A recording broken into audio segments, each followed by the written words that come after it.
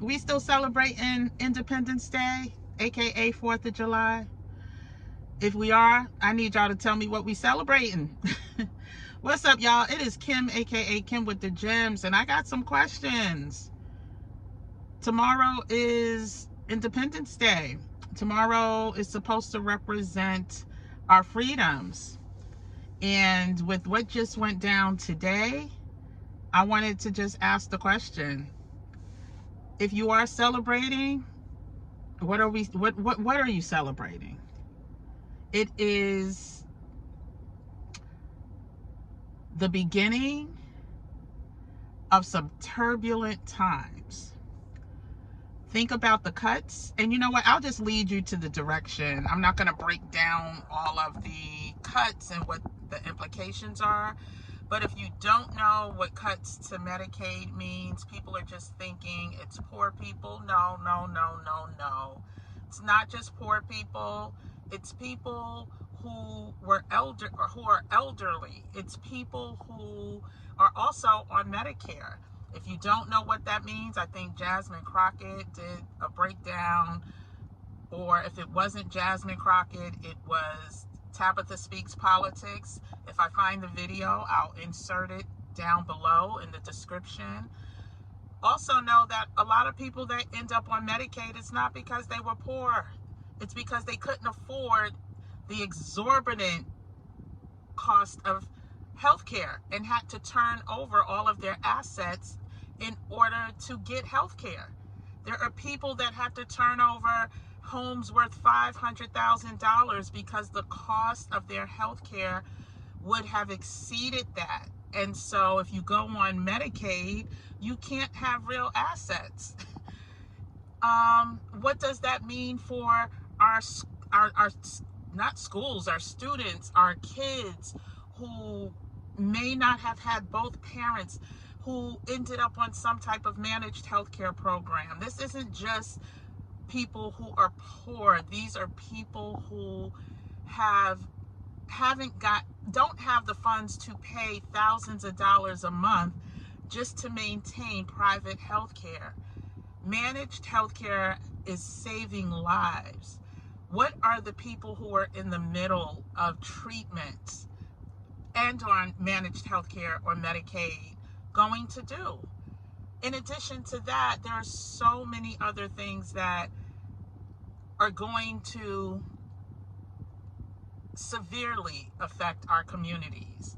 Well, we could talk about education. Again, I'll add some links where people are breaking down exactly what that means. The funding to the National Weather Service. Listen, I am in a town, I'll just say Myrtle Beach, South Carolina, and there were riptide current warnings, right, for the past couple of days for North Carolina and South Carolina coastline. Well, yesterday, two young adults, one was 21, one was 18, go out for a swim. Both get caught up in the currents. One gets rescued. The 21-year-old is still missing. Saying all that to say, how many more people would that have affected if we didn't have the National Weather Service to let us know that there are severe riptide currents, moderate to severe riptide currents, which are going to be in place between now and Sunday? And this is a holiday weekend. Well, you know what? With the National Weather Service funding being cut through, I think it's NOAA and another organization or another federal organization, we may not get those warnings anymore. The warnings that we do get about flying through certain types of storms and all of that may also be affected. What are we celebrating is the question. What is there to celebrate? I'm not here to, be, Debbie Downer, but I just want to make sure before you light those firecrackers and eat that hot dog and hamburger, we know exactly what is about to happen or is in the process of happening within our community. Are there ways that we can, Fight the powers that be? Absolutely. Absolutely. And I encourage you, whatever area that is, if it's homeschooling your children, if it's making sure that you supply meals for people who may need them, because programs like Meals on Wheels will be affected, or programs that, feed students in school that can't afford meals, right? Or can't afford 3 healthy meals a day, which is the suggestion.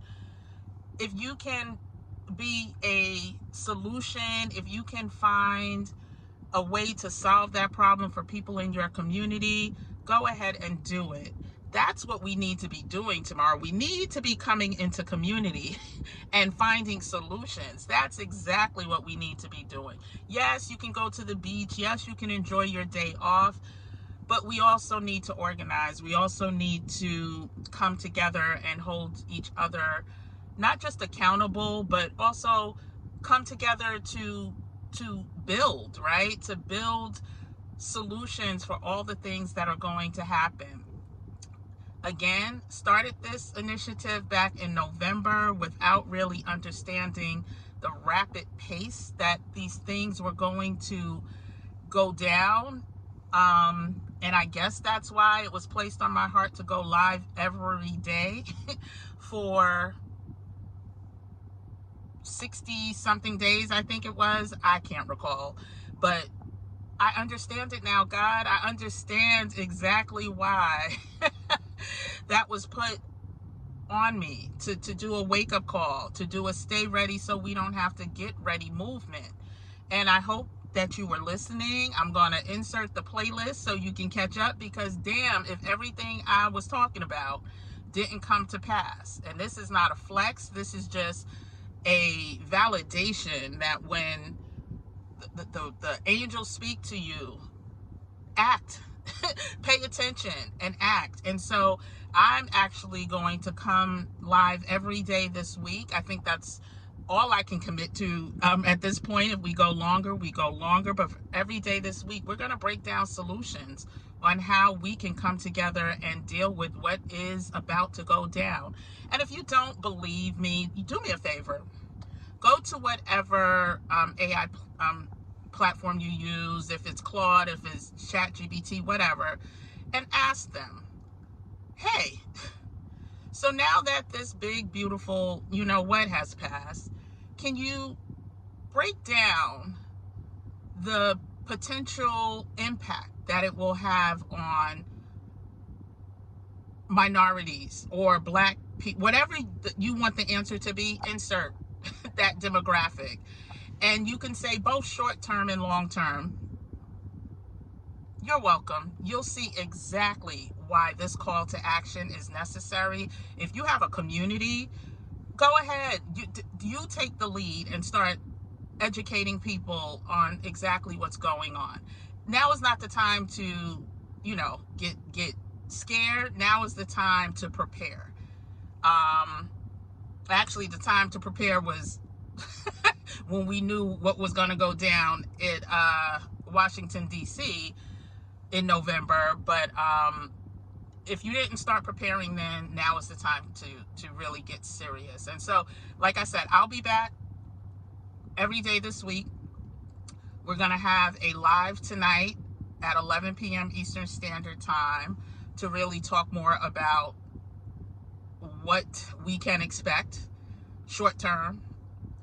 And then every day this week, we'll talk more about not only what we can expect, but how we can fight that, how we can come together and at least minimize the impact. There will be impact. I'm not going to make qualms about that. There will be an impact, but again, we can minimize that impact for those who, are willing to be part of the solution. And so, and also, what was the other thing? So tune in 11 p.m. Eastern Standard Time tonight. I will try to come back tomorrow evening as well, but stay tuned. Turn on the notifications so that you'll know what time we go live tomorrow, but it'll probably be the evening live, and then we're gonna do it for like at least the next week, right? Because this is too important not to. If you have any resources that you want to recommend, go ahead, put it in the comment section below. Anything that is anti-solution, anybody that tries any funny business will be blocked. There's no time for game playing. There's no time for anything other than community building and solution.